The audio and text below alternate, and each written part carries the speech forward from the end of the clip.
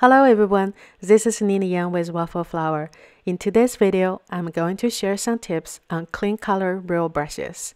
The brushes work the best with smooth Bristol paper. I'm also using Distress Antique Linen ink for no-line coloring. The stamps I'm using today are from Envelope Gentle, illustrated by Helen Dardick. I'll be using a few colors from a set, and I'll link it below. The tips of these brushes are amazing. You can get really fine strokes out of them. If you're new to coloring, one of the first questions you might have is where to start. I usually start with a light neutral color. For this image, I'm going to first trace all the leaves with a similar look to help me divide the width into several sections. I've found this very helpful on images with lots of details. Now, they don't look as intimidating as before, right? This is why I stamp, since I cannot draw. Alright, move on to the flowers. I'm using pink on some of the bigger flowers and trying to distribute the color evenly around the width, diagonally first and then in between. Yeah, I'm totally working my numbers in there.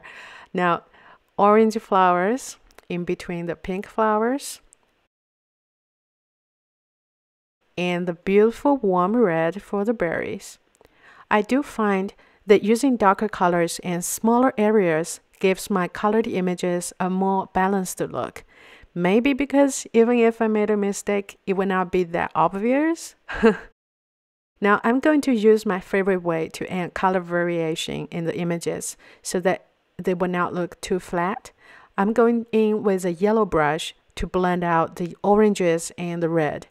Depending on what you're coloring, the combination can be different, but I recommend starting with colors from the same color family and use a lighter color to blend the darker colors out.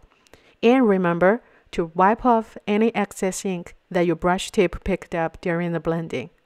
You can also blend using just water for a softened look. I like my images with some contrast, so I do both. After finishing the rest of my width, I decided that I want to have more green, so I went over the gray leaves with a green brush.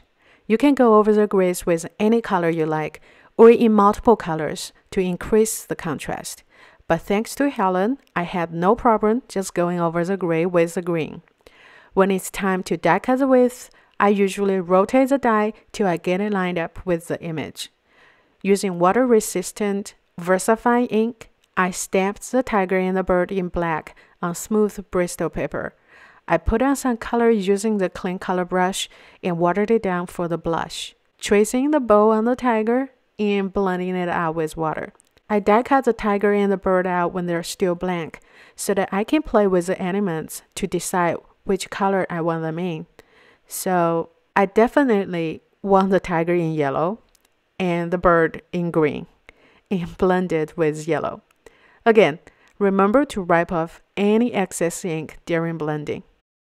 That's it for no-line coloring made simple with Zig clean color real brushes. Thank you for joining me today. Follow us on YouTube, Instagram, and Facebook for more creative ideas. I'll see you again soon.